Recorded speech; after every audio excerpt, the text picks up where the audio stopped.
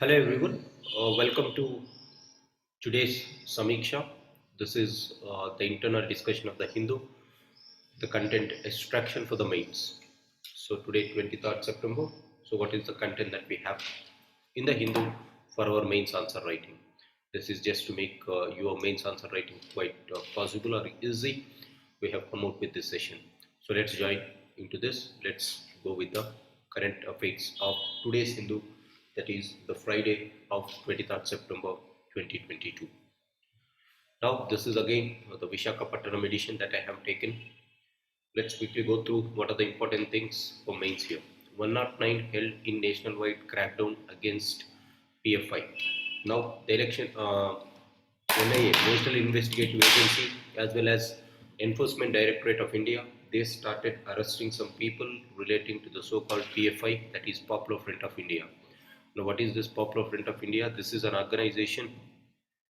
This is an organization which has some which was formed in Karnataka, in Kerala, and it has been, as per NIA records, it has been giving funding to the terror activities and organizing weapon training camps and radicalizing youth of the country. As a result, 109 people of this were arrested. However, whenever someone gets arrested, obviously there will be a huge criticism on this, saying that this is something taking away the so-called the rights of the citizens, or taking away our arbitrary use of NIA or Enforcement Directorate. Right now, the follow-up is there in the coming papers. We'll just look at it. Let's quickly dwell with it. Next, that is the first thing that we have. Then we do not have anything in the regional newspaper. Let's go to the so-called editorial. In today's editorial, the first one is about internal democracy. This is about something substantial that the Election Commission of India has made recently. The political party in Andhra Pradesh, the ruling party, that is YSRCP party, has passed a resolution to the Election Commission saying that it has to announce the Chief Minister, that is Mr. Y.S. Jagan, to be the lifetime president of YSRCP. Now, this is something which Election Commission of India didn't allow, because it said that in a democratic government we cannot have lifetime presidents. This is not Communist Party of China, right? It is democracy, so you cannot have lifetime presidents. So this is something which is a very good move by the Election Commission of India, because it is going to uphold the internal democracy of a political party. What is internal democracy? The democracy that the political leaders exercise within the political party. So that is the thing, right? So this is what the context of the story is. Now, what are the things that we can take from the so-called Election Commission of India for this? Now, giving the so-called a permanent presidential post to one person is anti-democracy. It is inherently anti-democratic in nature, and it is Election Commission of India is seeking for insistence on internal democracy, and no individual should be elected leaders for life. As a result, the Election Commission of India wants formal and periodic elections to be held for the office bearers of new party in its way and its functioning. So, for the office bearers, they have to conduct regular elections. That is what the contention is, or the intention is. It is also saying that in India you have various political parties with different ideologies. For example, BJP and Communist Party of India. If you look at that, they are cadre-based organizations and they function towards some ideological goals. Whereas if you look at Congress, it was loosely structured with the different strands of ideologies. As a result, in these type of political domains, we should have something called, as these organizations are differently structured, we should have internal party democracy, where party leaders and office bearers will be elected with the so-called uh, with a deep thinking by the people itself. Now, why the second part of the editorial is about why something like dynamic or political leadership will not show something called internal party democracy. Why in India there is leadership called charismatic individuals flourishing, or there is something called dynastic politics in India? The reason is we are a federalized and multi-party system. In a federalized party system, emergence of many regional parties have come, and the emergence of these regional parties was centered around a leader or around a family. As a result, individual leaders are playing a very crucial role rather than playing of the political party altogether. As a result, we see they, in order to secure their seat, the leadership will not conduct internal party democracy or internal party elections. There is lack of, so even if they conduct a lack of sufficient contention. For example, look at the presidential elections of Indian National Congress today, that you have only Ashok Gehlot and Shashi Tharoor in the fray. So lack of sufficient contention. Now electoral politics is a being a zero-sum game. That is, it is not going to benefit anything except that office post. You have nothing to gain here. As a result, internal contestation at times, rather than fostering the so-called unity and integrity in the party, it is going to lead to disunity, because if there is some differences between the political party leaders within the party, they are going to have something called some quarrels among the party members will take place if they are going to contest the elections within the party. This is what the uh, severe thought of our political party leaders is. Now, under Section 29 of RPA Act of 1951, the election commission said that when you are registering a political party, you have to conduct elections and you have to ensure the leadership is renewed every 5 years. This is the rule as per Section 29A of Representations of People's Act. Nonetheless, this is a rule, but this is not mandatory to be implemented, as it is lacking statutory enforcement, as it is lacking statutory enforcement to enforce internal party democracy. Because of the lack of substantial power, these things do prevail. The lack of internal party democracy do prevail in the country. So this is what this article is speaking about. So in substance, the article is speaking about whether internal party democracy has to be allowed in India. Yes, Representations of People's Act Section 29A says this. Every 5 years there has to be elections which should be conducted so that there will be internal party democracy, but this is not mandatory as per, because there is no statutory backing for that. So why, what are the things that you have to take particularly? You can write this in the context of some social issues, you can write this in the context of Indian politics. However, for political science students, this is something which is very, very important. For political science, you have one thing called party systems in the country. So in India, you have various party systems with different ideologies and cadre-based structures and loosely based structures. That is first thing that you have to remember. The second thing that you have to remember for political science students is whether why in India you do not have something called uh, internal party democracy, because the party is itself organized coherently around the so-called individual or a family. Why around a family or an individual? The reason is, with the emergence of multi-parties or the emergence of local parties, there was some group which was consolidated around a family or individual. Now, this family or individual always tries to hold the power, because if the power is going out of their hands, then they fear about losing the party altogether. Because of this, they do not go and held the so-called uh, internal democracy, that is internal elections for the political party members. Right, these are the things. However, conducting that is a very good thing, because in a democracy, the political parties has to have certain party democracy. Otherwise, the parties are will be within the loop of one person, and the representatives of the people, they are not going to exercise their freedom very well if it is not a democratically managed party. This is what the issue is. So there is one op-ed interview.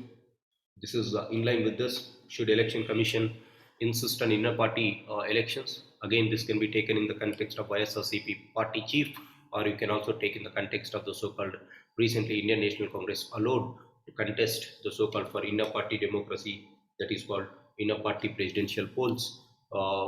Now it starts with saying that since 1998, only for except 2 years, where Rahul Gandhi has been the party head for the Indian National Congress, but for the rest of the time, it was Sonia Gandhi who is presiding the so-called Indian National Congress. Now, if you look at the Indian National Congress situation today, it was in a very dire state. Now, it can be something because the party leaders are leaving the political party, because they are thinking that there is no party democracy inside the political party of Congress.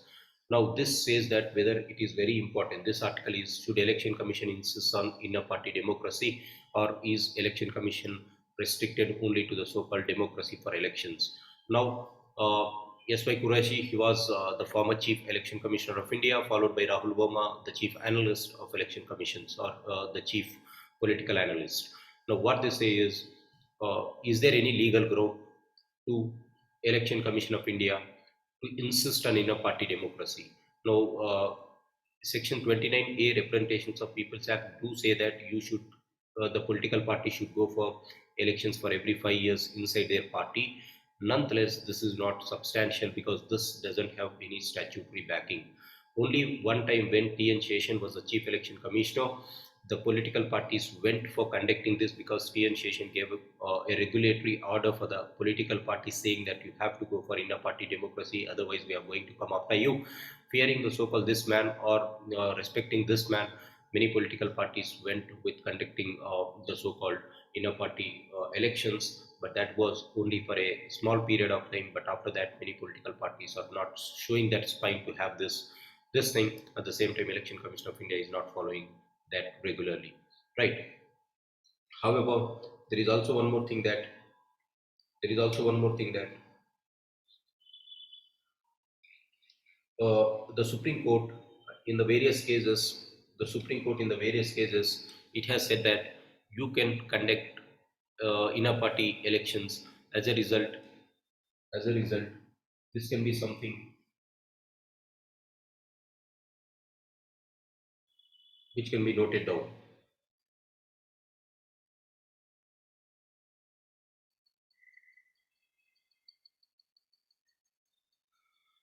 So what this says is the constitution doesn't mention anywhere about the so-called inner party democracy or political party. So political party, the term itself was not mentioned in the so-called constitution. It was added through 52nd Constitutional Amendment Act, which speaks about the so-called anti-defection provisions. We all know that anti-defection provisions is shifting from one party to other party, except through this anti-defection laws in the year 1985, which were added through 52nd Constitutional Amendment.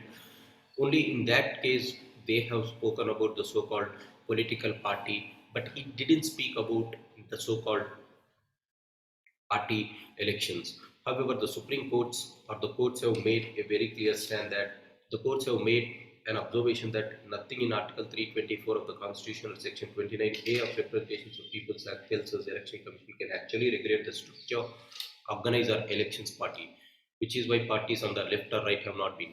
So Supreme Court itself says that there is no statutory provision for the Election Commission to go and conduct this, though there is nothing in this. So courts itself has said as a result, political parties are not conducting.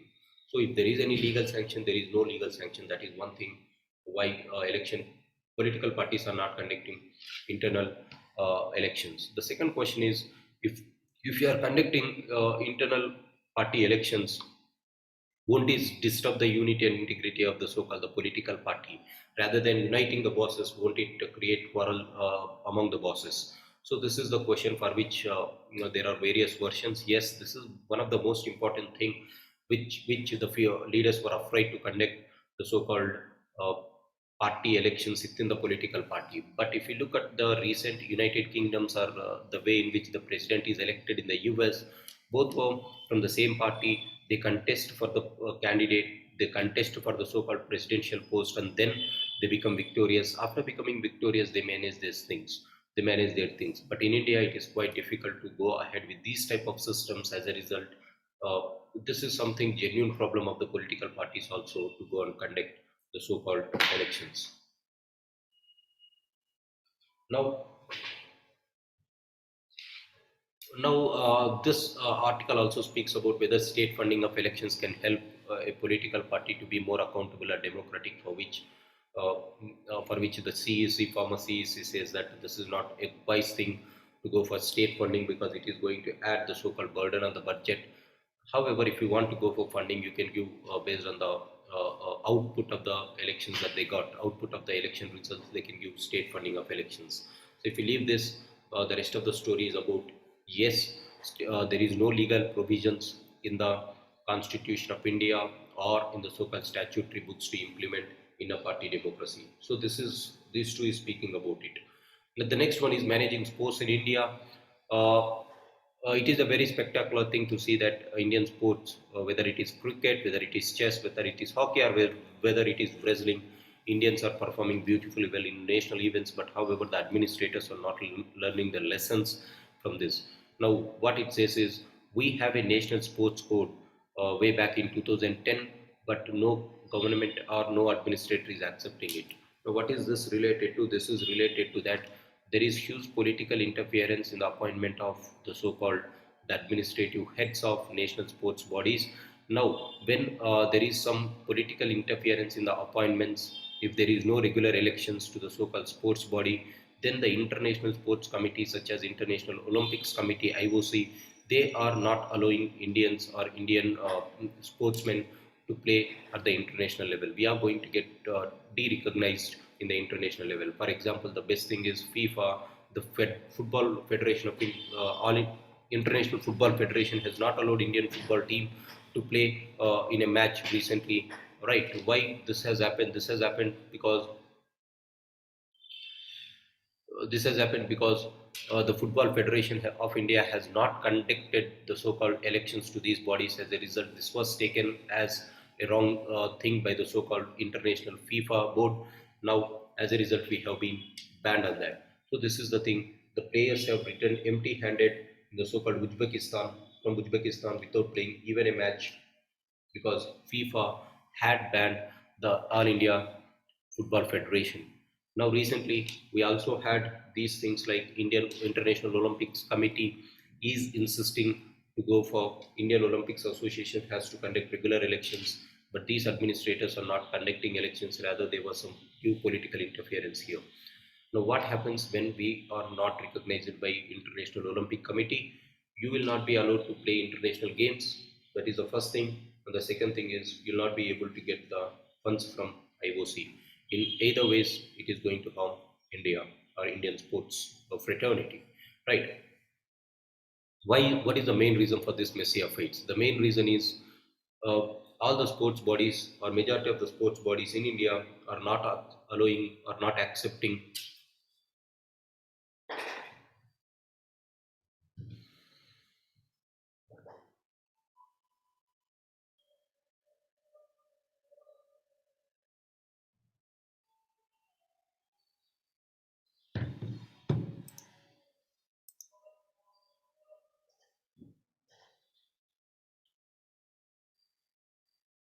Majority of the sport bodies.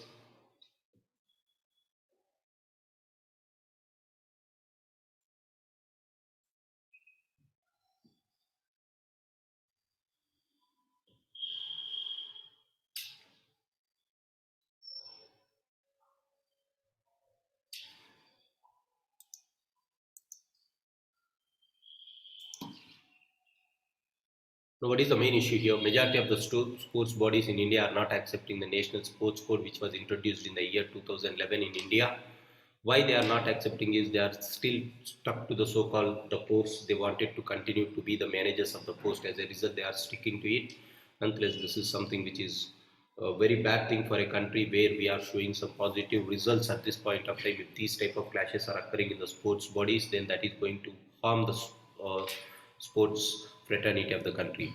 Hence, the administrators need to act together.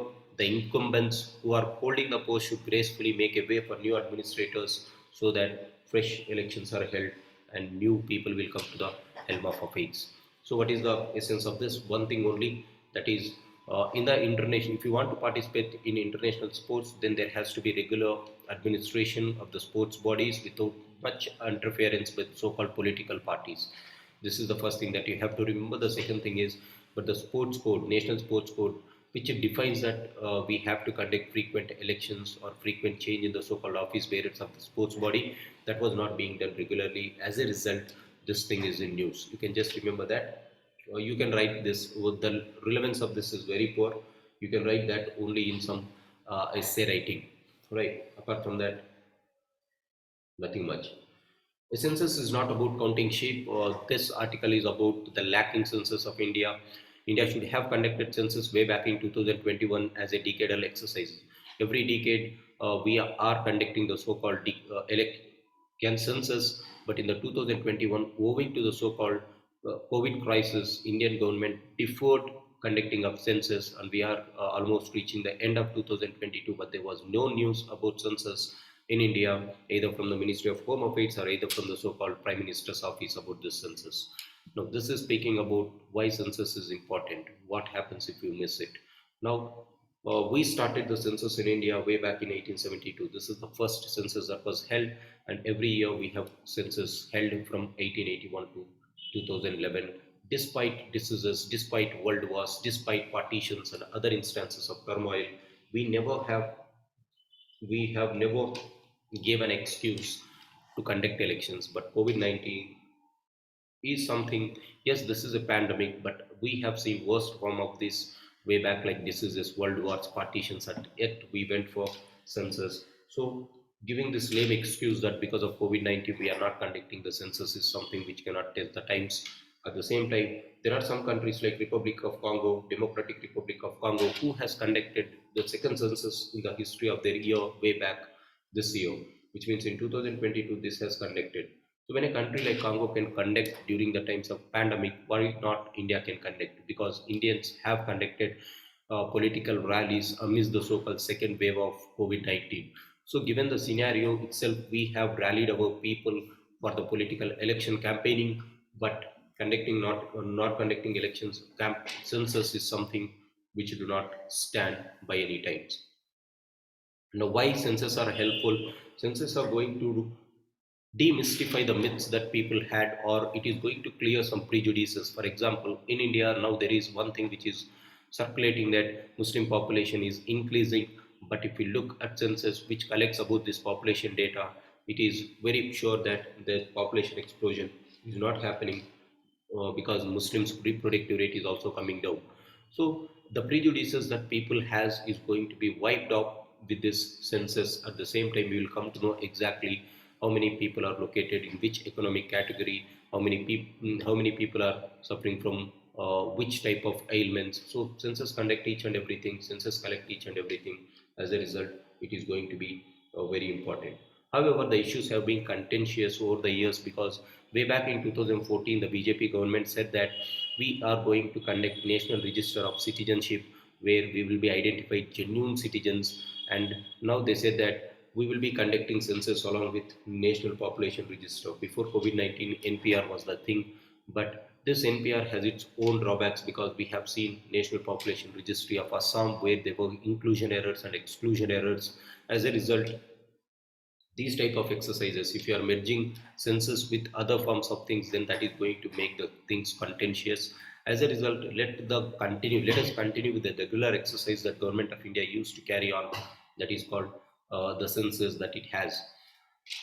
Does this mean that the government of India doesn't want any data? No, that is absolutely wrong. Government of India is collecting the data, but it is collecting in an awkward manner, which is not legitimated by the so-called the constitution itself, or by the so-called statutory laws itself.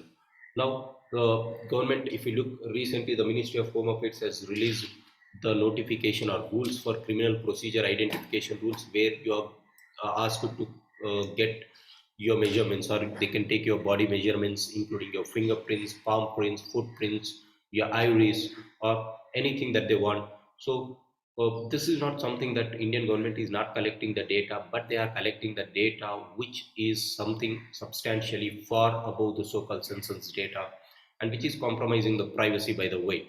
2022 marks the 5-year celebrations of the so-called the Puttaswamy judgment, where it has been said that right to privacy is a fundamental right, but still, ironically, we do not have any right to privacy.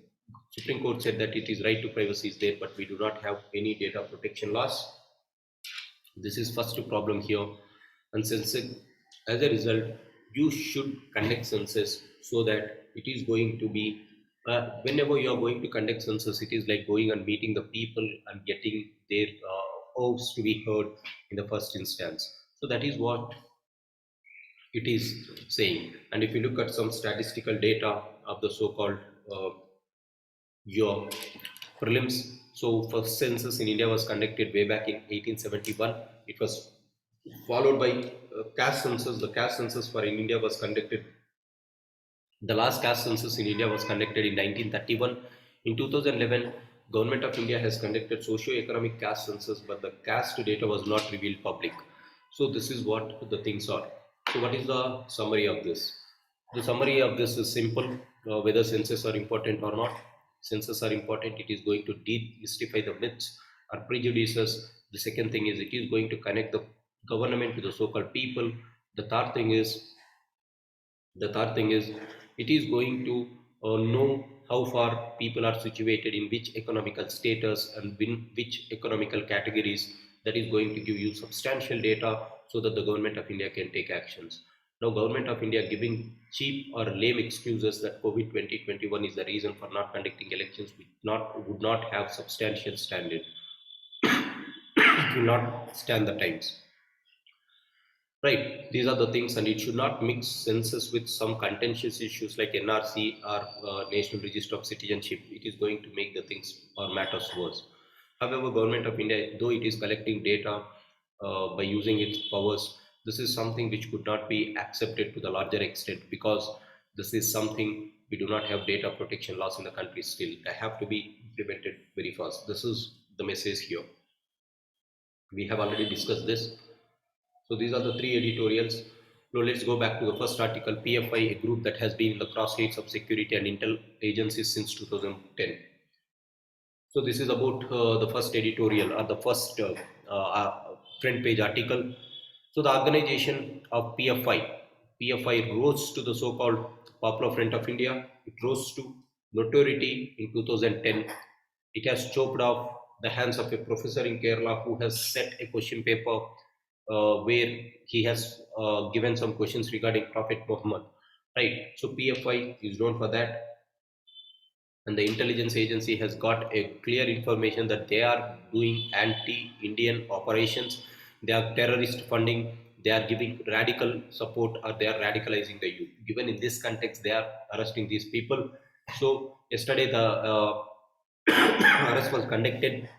It was headed by the so-called National Security Advisor, Mr. Ajit Doval, and it was a countrywide search and arrest operation which was conducted.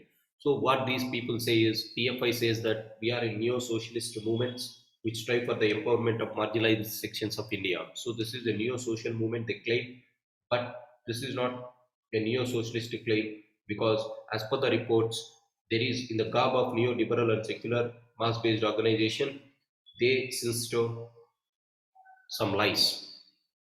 Right, they are going to beef up some security challenges. So this is why they have arrested. Now, where you can use this in internal security perspective, where you have emerging national security threats in the form of these organizations. The second thing is, these things can be quite contentious when it comes to human rights, but when it comes to national security, we cannot compromise on national security with the issue of the so-called political rights or human rights.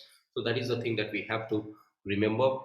This story is not ended today. It will have relevance in the coming days also. So let's not completely discuss this. It has less relevance, less only on the internal security front. You can add one or two lines. That's it. So the rest of the things. The Congress presidential poll, as I said, the internal party elections are going to take place in Indian National Congress, where Shashi Tharoor and Ashok Gehlot are the candidates or presidential candidates for the post of Congress chief. We have to see how it is going to be uh, held. So tomorrow it is going to be filing of nomination papers. So if you are interested and if you are a candidate of Congress, you can go and nominate it. Central government signed 17,000 crore deal for BrahMos missile.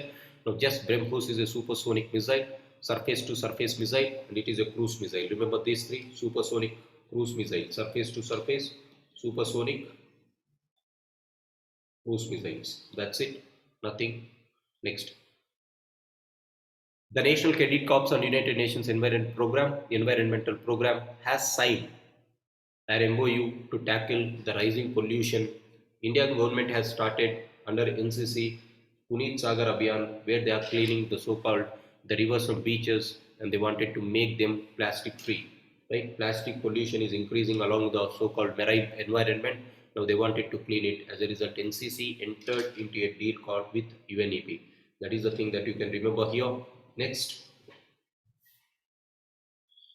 Now this is something that CUET students are saying, that normalized scores in CUET disregards difficulty level of different subjects as students, but Delhi administration is not accepting this view. Leave it, this is not that substantial. A company, an UK-based company which is operating in India, known as Neolacta Life Sciences. Neolacta Life Sciences is selling human milk items without the so-called, in the garb of Ayurveda. So in the name of Ayurveda, they are selling human milk, and as a result, the Ministry of Ayush has cancelled the license of this company. Where you can use this in corporate ethics. Apart from that, not much important. Lancet panel criticizes World Health Organization for acting too slowly during pandemic. Yes, as we know, WHO's reaction was very mild, or the response was very slow. As a result, the uh, COVID-19 has become a global pandemic. Right. So Lancet also criticizes this. Just remember this. You can write somewhere as passing remark. This story is also not important. Leave it. Now, data reveals that Russian invasion has costed Ukraine $1 trillion in damage. So Ukraine has lost almost $1 trillion as damage in this war. Now, as there is some sectional, or there is some intolerance in every part of the world, even in Greece there was some intolerance. Now the intolerance is for the people of LGBTIQ, right? So they are marginalizing LGBT community as well as Roma communities there. So this is something which is a problem of humanity, not only in one part of the world, but in every area you have this humanity problem. Where you can write this, you can write this in international relations both. Iran Cup's internet access. This is related to Masha Amini protests. Right after the death of this 22-year-old girl, protests started flaring up, and in this protest, 11 people were killed, and Iran Cup's internet access. Rupee slides down to a new low of 80.79 on Fed rate increase in stance. Now this is important for prelims. I'll discuss this in prelim section. What happens when Federal Reserves have increased its interest rate, how it is going to impact the Indian rupees. There I'll discuss. Please have a watch hour on our Astra series. I'll be discussing that very soon, and I will be releasing it. Banks may raise more capital via bonds to meet credit needs, lock rates. Now this is again a prelim section, not need for much for mains, so leave it. And the last story is about the retirement of the 39-year-old senior sports cricketer Julan Goswami. She was about to retire, and she is going to play the last game on this Saturday at Lords. So this is something. So the Indian women cricket team wants to give her a good farewell. We have already clinched the series in England. Now the last match that they are going to play is going to be a good thing for this Julan Goswami. Now, why this is important? Just like the retirement of some people who have represented a sport, always makes the sport to go to a higher level. You can use this, the ethics of individuals or ethics of celebrities in enhancing the so-called the sports. Either that may be Rafael Nadal, that may be the so-called Sachin Tendulkar, Julan Goswami, Mithali Raj. So all these, they have represented a sport where many people or many aspirants have come towards that domain, and they have started fulfilling their aspirations because of the leadership that these people have provided for the younger generation. So you can use this in GS paper 4. So this is for the day. So what I discussed, very minute things, no need to go into that depth today, except that inner party democracy, again the scope is limited for GS students. For political science students, yes, you have to go through that article of Chief Election Commissioner as well as the main editorial. So this is for the day. I hope you are liking this. Please subscribe to our channel and give your comments how the things are going on. If you want to make any videos for you, we'll come up with that videos. Thanks for joining. Have a great day.